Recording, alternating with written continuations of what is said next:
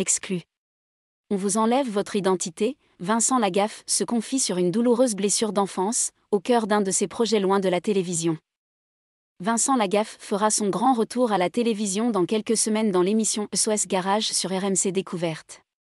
À cette occasion, l'animateur nous en a dit plus sur ses envies et ses projets, dont l'un très cher à son cœur, loin de la télévision et avec un nom très symbolique.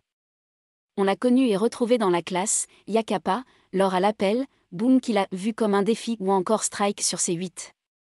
Vincent Lagaffe est de retour en cette fin d'année sur RMC Découverte à la co-animation de l'émission SOS Garage, dans lequel il vient en aide à des garagistes à la dérive. À cette occasion, celui qui avait tenté sa chance en politique nous a accordé un long entretien, dans lequel il revenait notamment sur sa séparation de Véronique et se livrait sur sa nouvelle histoire d'amour. Vincent Lagaffe, une autobiographie reviendra sur son adoption à l'âge de 3 ans. Mais le papa de Robin Rouil nous a également fait part d'un autre projet qui verra bientôt le jour, cette fois éloigné du monde de la télévision.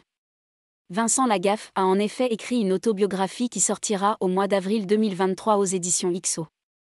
Un récit qui ne raconte pas seulement sa carrière dans le PAF et sa passion pour les sports extrêmes, qu'il ne peut plus pratiquer actuellement à cause d'une blessure à la cheville. Je parle de l'histoire de ma grand-mère, de ma mère génitrice et de mon adoption, nous a-t-il expliqué. Vincent Lagaffe adopté à l'âge de 3 ans, il faut dire aux parents de ne jamais changer le prénom de leurs enfants adoptifs. Avant de révéler le titre très symbolique de cet ouvrage riche en confidences, je m'appelais Franck. Il s'agit en effet du premier prénom de l'artiste et sportif, avant qu'il ne soit accueilli dans sa famille adoptive après avoir passé 3 ans dans l'assistance publique. Jusqu'à ce que quelqu'un dise que ça ne lui plaît pas et qu'il s'appellerait finalement Vincent. C'est une manière de dire aux parents de ne jamais changer le prénom de leurs enfants adoptifs, ajoute-t-il. C'est une catastrophe. À plus de 60 ans, encore aujourd'hui, quand j'entends Franck, je tourne la tête. Ça fait sourire mais c'est très difficile à vivre. On vous enlève votre identité.